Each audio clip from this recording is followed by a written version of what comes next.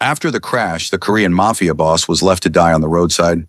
Only a black waitress saw him, and with her last coin in her pocket, she chose to save a man the world feared. The black Maserati flipped 3 times before slamming into the drainage ditch with a sound like thunder splitting the earth.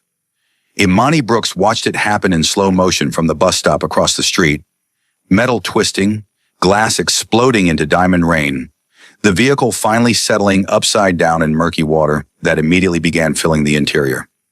For exactly 3 seconds, the suburban Los Angeles street was perfectly silent. Empty. Just Imani, the wrecked car, and the lazy 2 p.m. sun beating down on asphalt. Then her body moved before her mind could catch up, legs pumping as she sprinted across 4 lanes. Her work uniform, black slacks and white button-down for her shift at Celestial Gardens, already soaked with sweat. The driver was still conscious when she reached the ditch, trapped upside down in his seatbelt as brown water crept up past his shoulders. Blood ran down his face from a gash across his temple, mixing with the filthy water. But what stopped Imani's breath wasn't the blood or the wreckage. It was his eyes. Dark, fierce, completely aware, and the intricate tattoo crawling up his neck. A Korean dragon in black ink, its tail disappearing beneath his collar. "I've got you," Imani gasped, sliding down into the ditch. The water was waist deep and smelled like rust and decay. "Don't move. I'm getting you out." "Leave," he managed, voice rough with pain but holding absolute command. "Not safe. They're coming back." "Who's coming back?" Imani was already pulling at the seatbelt, fingers fumbling with the buckle release. The car creaked ominously, settling deeper into the water. "Doesn't matter. Get away from me." He tried to push her hands away, but his right arm hung at a wrong angle. Broken. "I'm nobody. Leave me." "Shut up," Imani snapped, finally getting the seatbelt release. He dropped into her arms with a groan that vibrated through her chest. Up close, she could see he was young, maybe late 20s, Korean, devastatingly handsome despite the blood and pain. Expensive suit, custom tailored, now ruined. Watch on his wrist that probably cost more than her yearly rent. "On 3. 1, 2. She hauled him up and out of the ditch with strength she didn't know she possessed. Adrenaline and terror making her capable of impossible things. He was heavier than he looked, all lean muscle under that tailored suit. And by the time she got him onto the roadside, her arms were shaking. "You're insane," he breathed, looking at her like she was something alien. "Do you know what you just did? Saved your life?" Imani was already pulling out her phone to call 911, but his hand, the unbroken one, shot out and grabbed her wrist with surprising strength. "No ambulance, no police. They'll find me at a hospital." "Who will find you? What's going on?" "Nothing that concerns you." He tried to sit up and immediately went gray, pain stealing his breath. "Just leave, please." "Forget you saw this." Imani looked at him, this mysterious bleeding man with a neck tattoo and expensive problems, and made a decision that would change everything. She pulled out her wallet, counted the bills inside. $47, her last money until Friday's paycheck. Rent was already 2 weeks late. She had exactly 1 can of soup and half a box of crackers in her apartment. "Can you walk?" she asked. "What?" "Can you walk?" She was already hooking his good arm over her shoulders. "Because I'm not leaving you here to bleed out. And if you won't let me call an ambulance, we're doing this the hard way. You don't understand? I understand you're hurt and stubborn and possibly in shock. Now move." She half dragged him toward the main road where she could see a taxi approaching. Her bus, the one she needed for work, the one that would make her late if she missed it, sailed past without stopping. The taxi driver took one look at the blood-soaked Korean man and started to drive away. Imani jumped in front of the car, palms flat on the hood. $50 to take us to Mercy General. Cash, right now. "That ain't enough for the cleaning fee if he bleeds in my cab," the driver said through the window. $75, Imani countered, knowing she didn't have it, knowing she'd figure it out somehow. "But you drive fast and don't ask questions." Something in her face must have convinced him. The driver nodded, and Imani shoved her mysterious patient into the back seat, sliding in beside him. He slumped against her immediately, and she felt the heat of him, the rapid flutter of his pulse against her shoulder. "Your name," she said as the taxi merged into traffic. "At least tell me your name." "Lee Jun Young." His eyes were starting to glaze, shock setting in properly now. And you just made the worst decision of your life, saving me. Let me worry about my decisions. Imani pressed her work shirt against the gash on his head, trying to stop the bleeding. Stay awake, Lee Jun-young. Talk to me. What happened back there? Ambush. They cut my brake lines, forced me off the road. His voice was fading, words slurring. Wanted to send a message. Instead, they sent me you. Who's they? Everyone who wants what I have. His laugh was bitter, painful. Power, territory, control. I run the Shinsong faction in LA, Korean Mafia, and someone just tried to kill me for it. Imani's hands stilled for half a second. Korean Mafia. She just pulled a crime boss out of a ditch, spent her last money to save him, and according to him, that made her a target too. Well, she said, pressing harder on his wound. That explains the dramatic neck tattoo. He laughed again, then groaned. You're not scared? I'm terrified, but you're still bleeding, and I'm still not letting you die. She caught his eyes, held them. So stay with me, crime boss. Stay awake. Tell me something else. Anything. Your name, he breathed. At least, let me know who saved me. Imani Brooks. Beautiful name. For a crazy woman. His eyes closed. Hey, Jun-young, stay awake. She shook him gently. Tell me about the tattoo. What does the dragon mean? Protection, power. My father's symbol. His words were barely whisper now. He built the Shinsong from nothing. I inherited everything when he died, including his enemies. How long ago? 3 years. Been running things since I was 25. Made a lot of people rich, made more people angry. He forced his eyes open, looking at her with devastating clarity. You should have left me, Imani Brooks. Should have kept walking. Yeah, well, I'm not good at doing what I should. The taxi screeched to a halt outside Mercy General's emergency entrance. Imani shoved bills at the driver. $47, her phone as collateral for the rest. She'd figure it out later. And hauled Jun-young out of the car. The ER exploded into controlled chaos the moment they came through the doors. Nurses materialized with a gurney. Doctors shouted medical jargon. And Imani stood there, covered in someone else's blood, watching them wheel Lee Jun-young away down a white corridor. Ma'am? A nurse touched her arm. Are you hurt? No, I'm fine.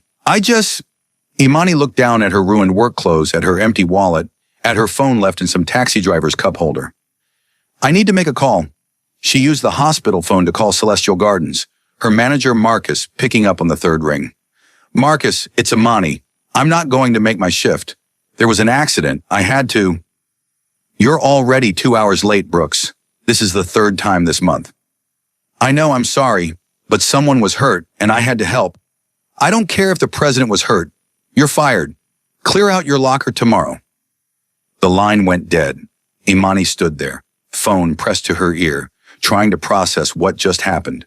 She'd lost her job, spent her last money, given away her phone, all to save a man she didn't know, who ran a criminal empire and had enemies trying to kill him.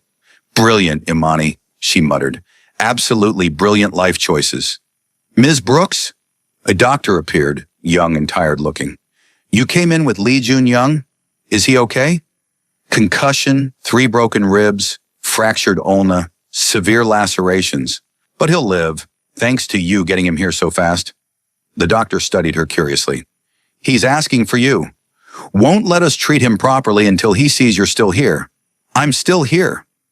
Where else would she go? They led her to a private room.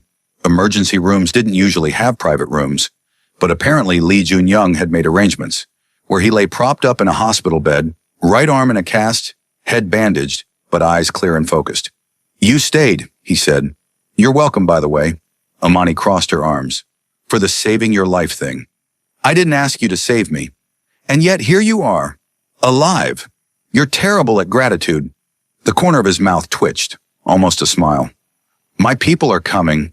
They'll take over security, handle the police, clean up the mess. You should leave before they arrive. This isn't your world. I lost my job saving you, spent my last $47, left my phone as collateral with a taxi driver who probably pawned it already. Imani sat down in the chair beside his bed, exhaustion hitting her like a wave. So maybe it's not my world, but I'm here anyway. Deal with it. Jun-young stared at her, expression unreadable. You lost your job? Third late arrival this month. Apparently saving lives isn't an acceptable excuse. Where do you work? Worked. Celestial Gardens. Overpriced restaurant in Beverly Hills. I was a waitress. Made decent tips when customers weren't being racist. She shrugged. I'll find something else. No, you won't. He reached for the call button with his good hand. Because you're working for me now? Excuse me? You saved my life. Put yourself in danger. Lost everything because of me. His eyes were fierce. The Shinshong takes care of its debts. You work for me. I pay you triple what you made at that restaurant. And you're under my protection until whoever tried to kill me is dealt with. I don't want to work for the Mafia. Too bad. You became involved the moment you pulled me out of that ditch. A nurse appeared, and Junyoung spoke rapid Korean. The nurse nodded and disappeared. I'm having money sent to cover your phone replacement and what you spent on the taxi. Consider it a down payment. You can't just, I can. I do, and I will. He fixed her with a look that probably made grown men weep. Imani Brooks, you tied yourself to me the moment you decided I was worth saving. Now I'm tying myself to you. That's how this works. That's insane. Welcome to my world. Before Imani could argue further, the door burst open and 3 men in expensive suits flooded in. They moved like predators, eyes scanning for threats, hands inside their jackets where she knew guns must be holstered. The one in front, older, graying, with a scar bisecting his left cheek, stopped dead when he saw Junyoung. Boss! Relief flooded his face. He spoke rapid Korean, gesturing urgently. Junyoung answered in the same language, then switched to English. In English, Hyun-soo. Ms. Brooks doesn't speak Korean. The scarred man, Hyun-soo, turned to study Imani with naked suspicion. She the one who brought you in? She's the one who saved my life. Junyoung's tone brooked no argument. And she's under Shinsong protection now. Full protection. Make it known. Boss, we don't know her. Could be a plant from... She spent her last money to save me. Lost her job. She's clean. Junyoung's eyes never left Imani's face. And she's mine now. My responsibility. Understood? The weight of that declaration settled over the room like snow. Hyun-soo's eyes widened fractionally. Then he nodded slowly. Understood, boss. We'll set up security detail. No, Imani said. Absolutely not. I don't need bodyguards. You do. Junyoung was implacable. Whoever cut my brakes saw the crash. They'll know someone pulled me out. They'll be looking for you. Ice water flooded Imani's veins. What? There are cameras on that street. Traffic cameras. By now, my enemies have footage of you dragging me out, getting me into a taxi. They know your face. His expression was grim. You're a loose end, and loose ends get cut. Oh, God. Imani sat down hard. Oh, God, what did I do? You saved me, Junyoung's voice gentled. And now I'm going to save you. Hyun-soo, take her to the safe house. Set up full security. Nobody gets near her. I have an apartment, a cat, plants that need watering. We'll get your cat and your plants. Junyoung was already giving orders in Korean, his men nodding and dispersing. But you can't go back there. Not until this is resolved. This is insane. This whole thing is insane. Imani stood pacing. I should have just called 911. Should have done the normal thing. But you didn't. Junyoung caught her hand as she passed his bed, his grip strong despite the injuries. You jumped into filthy water to save a stranger. You spent money you didn't have. You put yourself at risk for someone you didn't know. That's not normal, Imani. That's extraordinary. That's stupid, she corrected, but didn't pull her hand away. Maybe. His thumb traced circles on her palm. But I'm alive because of your stupidity, so I'm grateful for it. There's that gratitude I was waiting for. He almost smiled again. Go with Hyun-soo. Get settled. I'll be out of here tomorrow, and we'll figure out next steps. What happens next? Next, I find out who tried to kill me, and then I make sure they never try again. The safe house was a penthouse in downtown LA with views that probably cost more per month than Imani had ever made in a year. Floor-to-ceiling windows, minimalist furniture, a kitchen larger than her entire apartment. Hyun-soo's men swept the space professionally, checking every corner, before one of them disappeared and returned with a cat carrier. Duke! Imani rushed to release her enormous orange tabby, who emerged with an indignant meow and immediately started investigating his new surroundings. "Thank you for getting him. Boss's orders." Hyun-soo stood by the door, arms crossed. "There's food in the kitchen, clothes in the bedroom your size, and 2 guards stationed outside 24/7. You need anything, you ask them." "How did you get my size?" "We're very thorough, Miss Brooks." "That's terrifying. That's survival." He turned to leave, then paused. "For what it's worth, you did good today. The boss, he's a good man in a bad business. You saved someone worth saving. He runs the Mafia. He runs it better than anyone else could. Keeps the peace. Protects the community. Doesn't deal in drugs or trafficking." Hyun-soo's expression was fierce with loyalty. His father built the Shin-sung to protect Korean immigrants from predators. Jun-young continues that legacy. There are much worse people you could have saved. After he left, Imani explored her gilded cage. The bedroom had a bed that could fit 6 people. The bathroom had a tub that could double as a swimming pool. And the closet was filled with clothes, all her size, ranging from casual to elegant. Someone had been very, very thorough. Her new phone, top of the line, already set up, buzzed with a text from an unknown number. "Rest. I'll see you tomorrow." J.Y. Imani stared at the message, then at Duke, who'd claimed the enormous bed as his throne. "What have I gotten us into, buddy?" Duke yawned, unconcerned. He'd found the good life and was content. Imani wished she could say the same. Jun-young appeared the next afternoon, moving carefully but refusing the wheelchair the hospital had insisted on.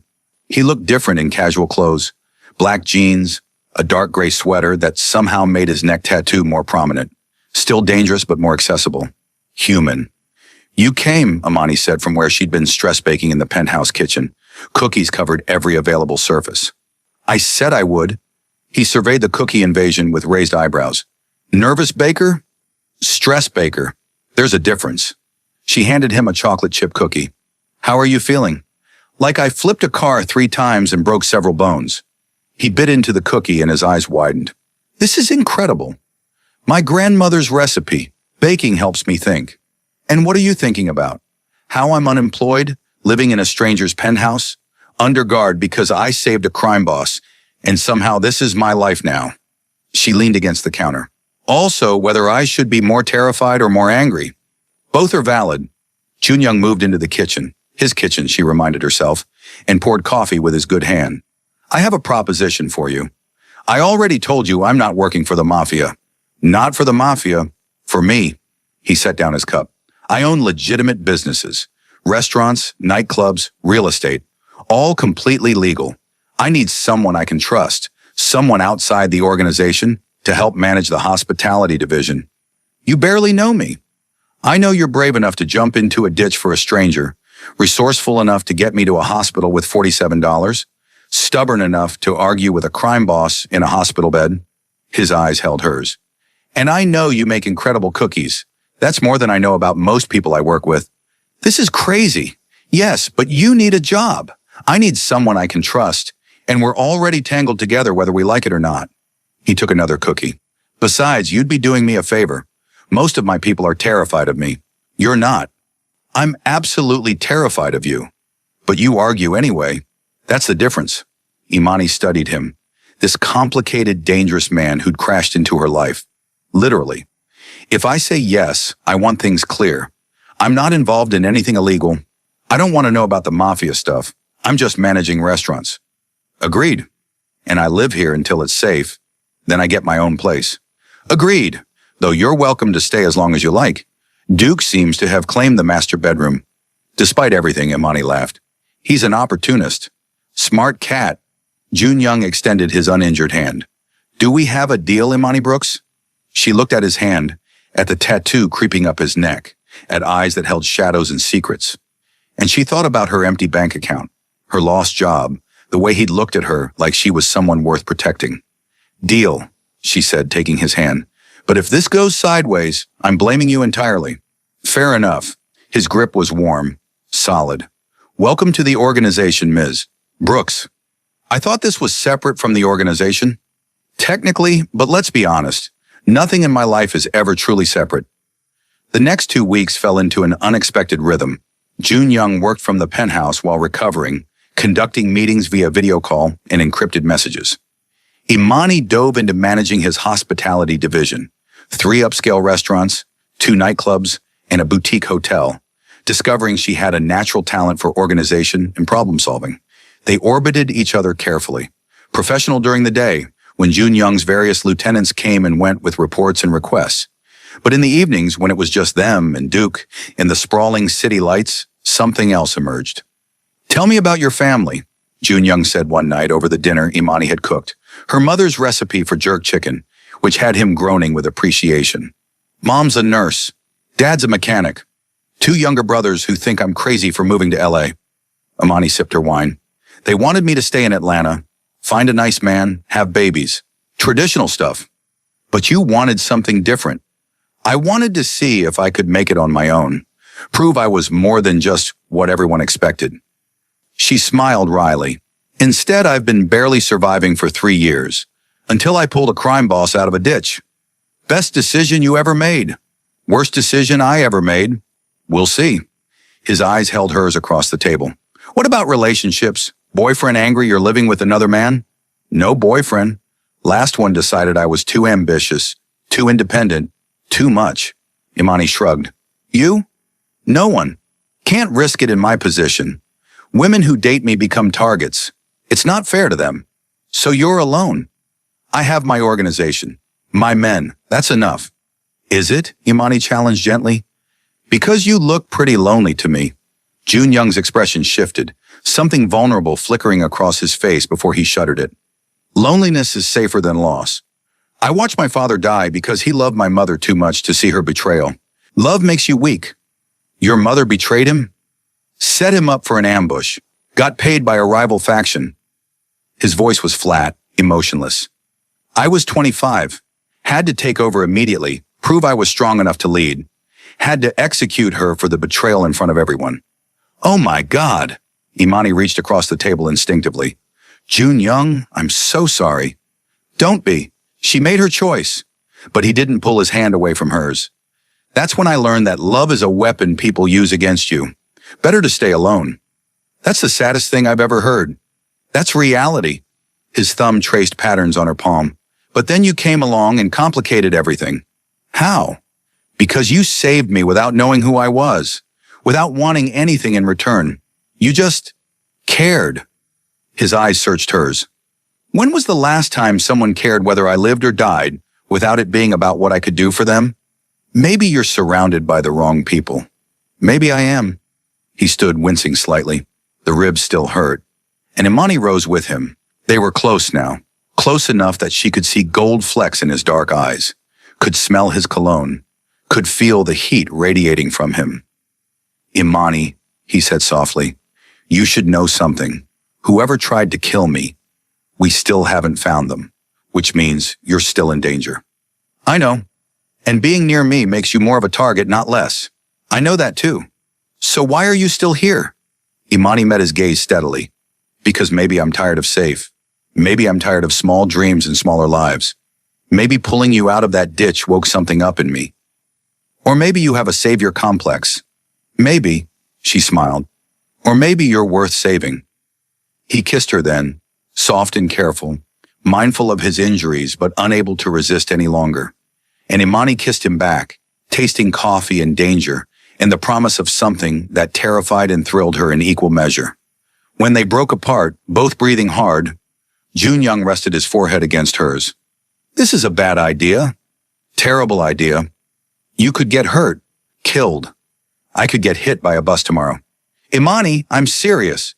"So am I." She cupped his face gently. "I'm not naive. I know what you are, what you do. And I'm choosing this anyway. Choosing you. If that makes me crazy, then I'm crazy. You are absolutely insane. Takes one to know one, crime boss." He kissed her again, deeper this time, and Imani let herself fall into it, into him, into the impossible, dangerous thing growing between them. The attack came 3 days later. Imani was alone in the penthouse. Jun Young at a meeting he couldn't avoid, guards stationed outside, when Duke started hissing at the door. Before she could react, the lock clicked and 3 men in black masks burst through. Imani's training kicked in, the self-defense classes her father had insisted on, and she grabbed the closest weapon, a cast iron skillet from the kitchen. The first man went down with a satisfying crack to the skull. The second she kicked hard in the knee, feeling something crunch. But the third was faster, stronger. He had her pinned before she could scream, knife pressed to her throat, breath hot against her ear. "Where is he?" the man hissed. "Where's Lee Jun-young?" "No idea," Imani gasped. "And if I did, I wouldn't tell you." "Wrong answer." The knife pressed harder, and she felt blood begin to trickle down her neck. "He took everything from us. Our territory, our business, our respect. Now we take what's his." The penthouse door exploded inward. Jun-young stood there, face a mask of cold fury, gun in his good hand. "Let her go, now." "Or what? You'll shoot me?" The man laughed. "Your girlfriend dies first." "She's not my girlfriend." Jun-young's voice was ice. "She's everything, and you just made a fatal mistake." He moved faster than Imani thought possible for an injured man. The gun fired once, twice, and the man holding her dropped with a cry. Jun-young was on him in seconds, beating him with controlled, professional violence that was more terrifying than rage. "Jun-young!" Imani's voice cut through his fury. "Stop! You're going to kill him!" He froze, fist raised, blood on his knuckles. Then he dropped the man, unconscious but alive, and turned to Imani. "You're hurt." "It's nothing." But she was shaking now, adrenaline crashing. "Just a scratch." He was across the room in a heartbeat, gentle hands examining the cut on her throat. "I'm sorry. I should have been here. Should have protected you better. You were here. You saved me." "After you saved yourself." His eyes traveled to the unconscious men, to the skillet on the floor. "You took down 2 of them alone?" "My dad taught me to fight, said I'd need it in L.A. Imani tried to smile, but her lips were trembling. Guess he was right. Jun-young pulled her close, and Imani let herself collapse into him, let herself shake and cry and be vulnerable. "I've got you," he murmured into her hair. "I've got you, and I'm never letting go." Hyun-soo and his team arrived, cleaning up the mess with professional efficiency. The 3 attackers were removed, 2 to a hospital under guard, 1 to wherever Jun-young's people took failures. Imani didn't ask. "They were from the Baek faction," Hyun-soo reported. "The ones who've been pushing into our territory for months." "Then it ends now." Jun-young's voice was steel. "Call a summit, all the families, tomorrow night. They want war? I'll give them a treaty they can't refuse." After everyone left, Jun-young ran Imani a bath, his bathroom, his tub, and tended to her injuries with surprising gentleness. "You should leave," he said quietly, bandaging the cut on her throat. "Go back to Atlanta. Be safe." "No. Imani, I said no." She caught his hands. "I'm not running. Not from this, not from you, not from whatever comes next. You could die. So could you. But I don't see you running. This is my life, my responsibility. And you're mine now." She pulled him down to kiss her. "Whether you like it or not." They made love that night with desperate intensity, 2 people clinging to each other against the darkness. And afterward, lying tangled together, Imani whispered, "Tell me about the summit tomorrow. What happens, why? I make it clear that attacking you is attacking me, that the Shinsong will not tolerate further aggression, that there can be peace or there can be war, but there cannot be both. And if they choose war, then I give them war." His arms tightened around her. "But I'd rather give them a reason to choose peace." "What reason?" "You." He kissed her forehead. "You're my weakness, Imani, but you're also my strength. And tomorrow I'm going to show them what happens when they threaten what I love. You love me." Her heart stopped. Terrifyingly, completely, since the moment you jumped into that ditch without hesitation. His eyes held hers in the darkness. "I know it's too fast. I know it's crazy. But I love you, Imani Brooks, and that makes you the most dangerous person in my world." "I love you too," she whispered. "My impossible, dangerous, broken crime boss." "Broken? We're all broken. Some of us just hide it better." She traced the dragon on his neck. "But I like your broken pieces. They fit mine." The summit took place in neutral territory, a warehouse in the industrial district, stripped of furniture, lit by harsh fluorescence. Representatives from 5 Korean crime families sat at a long table, flanked by their soldiers. Imani insisted on being there, despite Jun-young's protests. They need to see me, she'd argued. Need to know I'm not afraid, that I'm yours, that I'm real. So she sat beside him now, the only woman in a room full of dangerous men, wearing a black dress and her bandaged throat like armor. The other bosses stared at her with mixture of curiosity and contempt. You call this summit, Lee Jun-young? Said the eldest boss, a man named Park who controlled the West Side operations. What's so urgent it couldn't wait? Yesterday, the Beck faction sent 3 men to kill this woman in my home. Jun-young's voice was calm, controlled. That is unacceptable. Beck himself, younger, ambitious, with cold eyes, leaned forward. She's just some girl, a distraction. You're going soft, Lee. She saved my life. Jun-young's hand found Imani's under the table. When your people cut my brakes and ran me off the road, she pulled me from the wreckage, spent her last money to get me to a hospital, lost her job for me. She is not just some girl. She's a liability. Beck smiled cruelly. Everyone knows it. A weak point we can exploit. Then try. Jun-young stood and Imani felt the temperature in the room drop. Try to exploit her. Try to hurt her. Try to use her against me. And I will burn your entire operation to the ground. I will take every business, every territory, every dollar you've ever earned. I will destroy you so completely that your name will be forgotten. You're threatening us over a woman? Beck laughed. You've lost your mind. No, I found something worth protecting. Jun-young pulled out a folder, slid it across the table. That's evidence of every illegal operation you're running, Beck. Dates, locations, names. Everything the FBI would need for a RICO case. I have similar files on everyone in this room. The silence was deafening. Insurance, Jun-young continued. Attack me, attack what's mine, and those files go to the authorities. All of them. Simultaneously. We all burn together. You'd destroy yourself too, Park asked quietly. Yes, but I'd make sure you went down first. He looked at each of them in turn. Or, we can have peace. Continue the territory agreements we've maintained for years. Let the Shinsong go legitimate without interference. And nobody has to lose everything. Why would we agree to this? Beck demanded.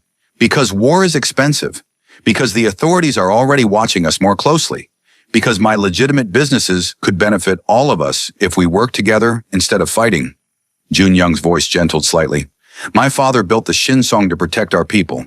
I want to continue that legacy, but cleanly, legally. Help me do that, and we all profit. Park studied Jun-young thoughtfully. You're really going legitimate?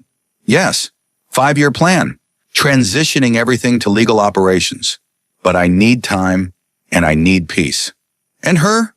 Park nodded at Imani. What's her role in all this? She manages my hospitality division. Completely legitimate work. Jun-young's grip on her hand tightened. And she's my partner, in business and in life. Imani felt all eyes turned to her. She met them steadily, refusing to show fear. I'm not involved in anything illegal, she said clearly, and I'm not going anywhere. So you can accept that and move forward. Or you can keep fighting and lose everything. Your choice. Beck's face flushed with anger. You let her speak to us like that? She can speak however she wants. She's not my property. Jun-young's smile was dangerous. That's the point you keep missing, Beck. She's not a weakness. She's a strength. She makes me fight smarter, not harder. The room fell silent as the bosses exchanged glances. Finally, Park nodded. I agree to the peace. The Shinsong can go legitimate without interference from my operations. One by one, the other bosses agreed. All except Beck, who stood abruptly. You're all fools. This changes nothing. Then you're standing alone, Park said, against all of us. Is that really what you want? Beck looked around the table, saw the unified front, and his expression turned murderous. This isn't over, Lee. Yes, it is. Jun-young's voice was final. Touch her again, come near what's mine again, and the alliance in this room will make sure you disappear. Completely. Do we have an understanding? After a long, tense moment, Beck nodded once and stalked out. The remaining bosses stood, shaking hands with Jun-young, sealing the peace. Several nodded respectfully to Imani, which felt surreal and validating simultaneously. In the car afterward, Imani released a breath she didn't know she'd been holding. Did that just happen? Did you really threaten to destroy everyone over me? Yes. Jun-young pulled her close. And I meant every word. You're insane. About you? Absolutely. He kissed her temple. But it worked. We have peace. Time to build something better.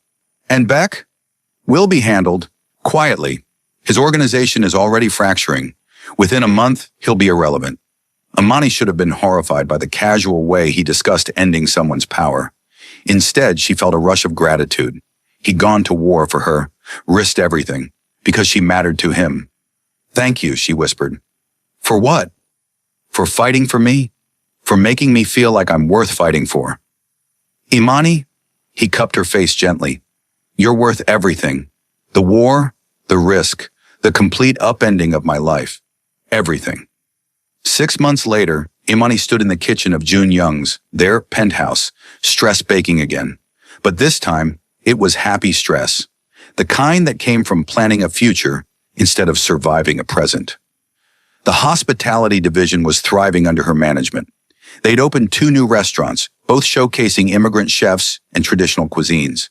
The hotels had become known for their inclusive, accessible design, and Jun Young's transition to legitimate business was ahead of schedule. You're going to make yourself sick if you eat any more of those, Jun Young said, coming up behind her and stealing a cookie. They're for the community center opening tomorrow, not for you. Everything's for me. I'm the boss. Not of me, you're not. But she leaned back into him, letting him wrap his arms around her waist. No, you're my equal, my partner. He nuzzled her neck. And possibly my future wife, if you ever say yes to my proposals. You've proposed twice, both times during life-threatening situations. That doesn't count. Third time's the charm? He turned her to face him, and Imani saw he was holding a small velvet box. Imani Brooks, will you marry me? No guns, no threats, no danger. Just me asking you to build a life with me. A real, legal, complicated, beautiful life. You're serious. Completely. I love you. I want to marry you. I want kids with your eyes and your stubbornness. I want to grow old arguing with you about restaurant menus and cookie recipes. I want everything. Imani took the box, opened it. The ring was stunning. A single diamond surrounded by smaller stones in a pattern that looked like water drops. Is this the shape of the ditch where you saved me? Yes. His smile was soft. A reminder that sometimes the worst moments lead to the best things. That's the most ridiculous romantic thing I've ever heard. Is that a yes? That's a yes, you impossible man. She kissed him as he slid the ring onto her finger. But I have conditions. Of course you do. No Mafia business at the wedding. Completely legitimate guest list. And my parents get to meet you before the ceremony. Done, and terrifying, but done. He pulled her closer. Anything else? Yeah, love me forever.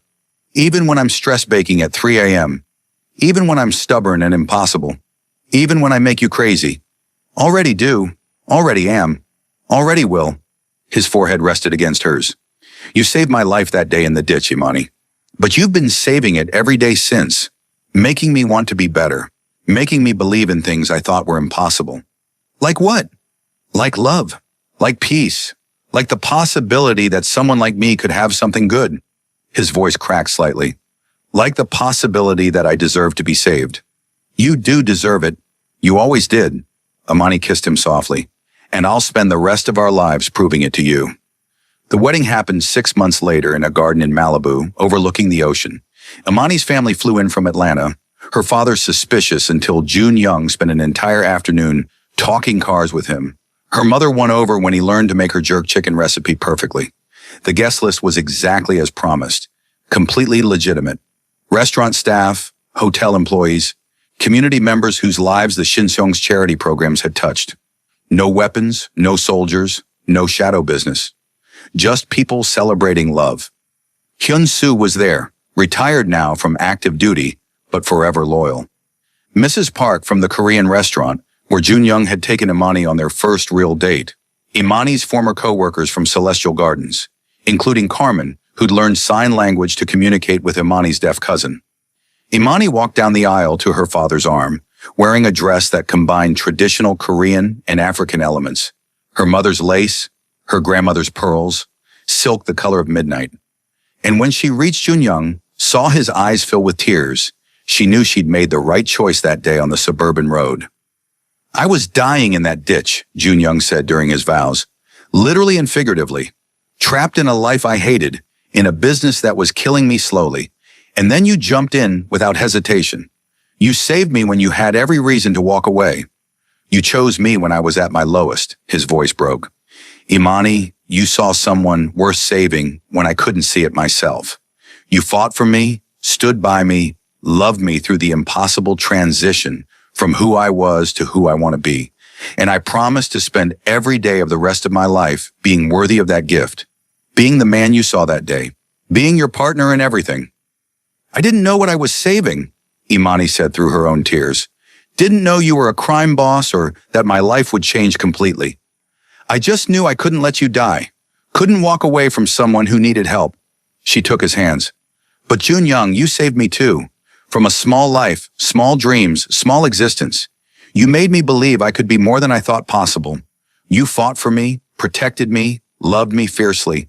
And I promise to love you just as fiercely, to stand beside you as you become the man you want to be, to build something beautiful from the wreckage we both survived.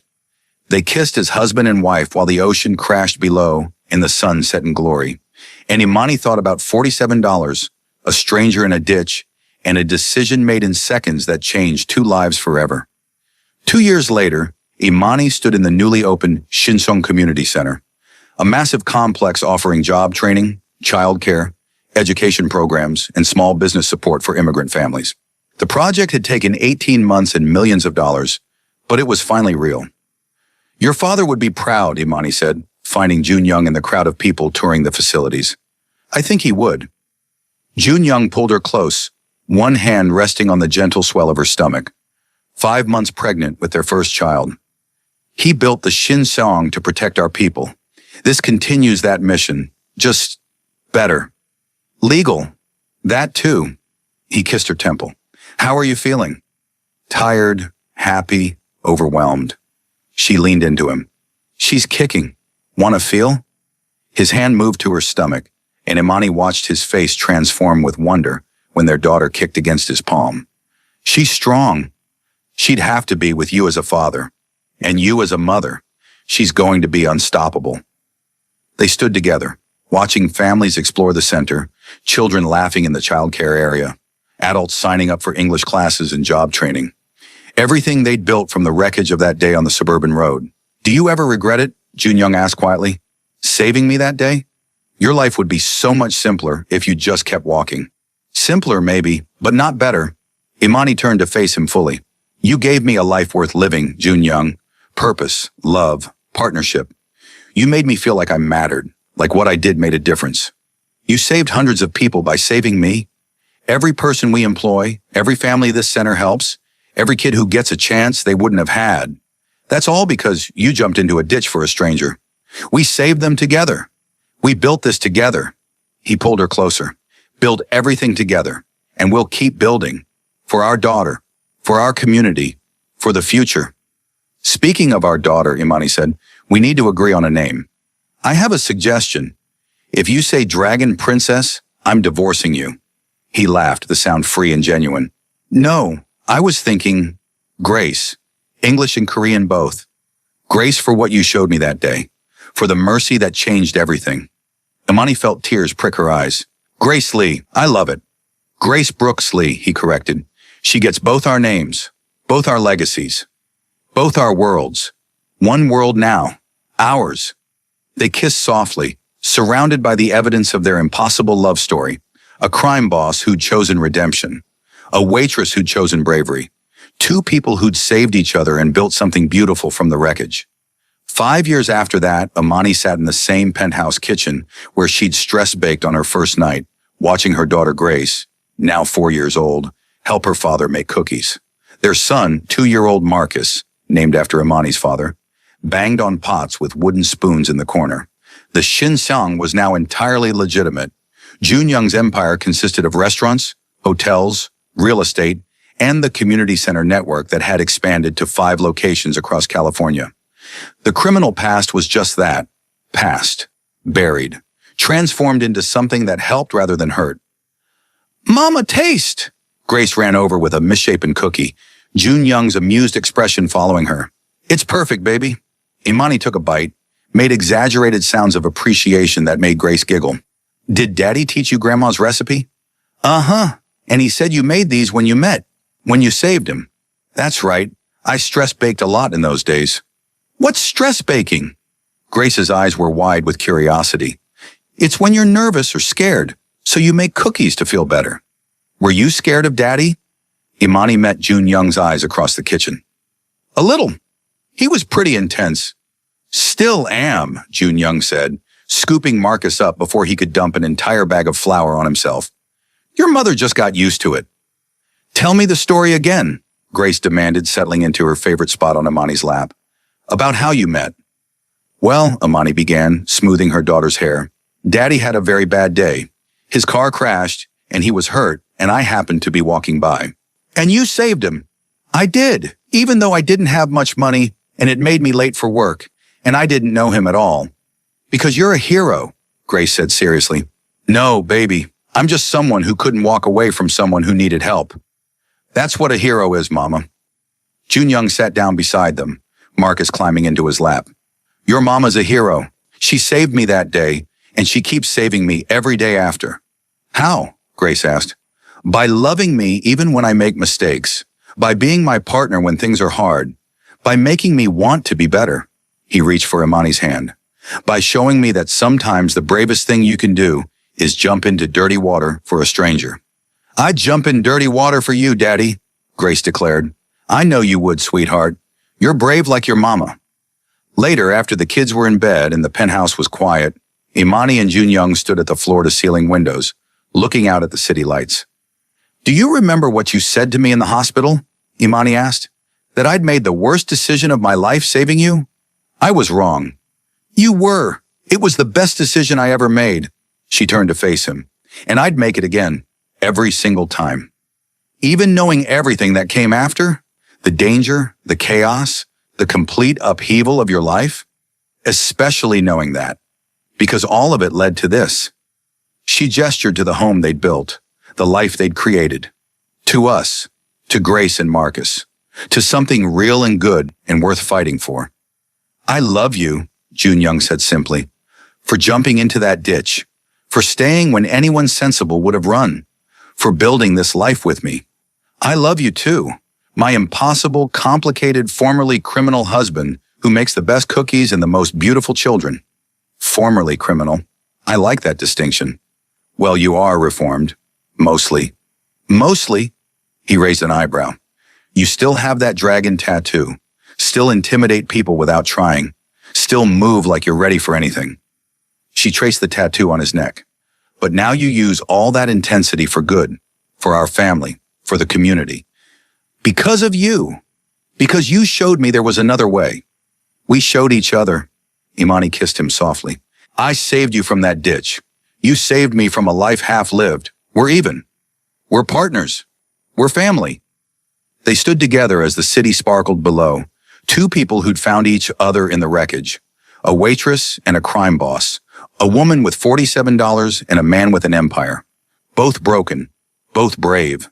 Both choosing love over safety, truth over comfort, partnership over isolation. And in the morning, they'd wake up and do it all again. Build their businesses, raise their children, love each other fiercely. Two impossible people living an impossible love story that started with a crash, a ditch, and a decision made in seconds that echoed through years. Thank you, Jun Young whispered, for seeing someone worth saving. Thank you, Imani whispered back, for being worth it. And in the quiet of their home, surrounded by the evidence of the life they'd built from nothing but courage and cookies and $47, they held each other and knew they'd made the right choice. Both of them. That day and every day after.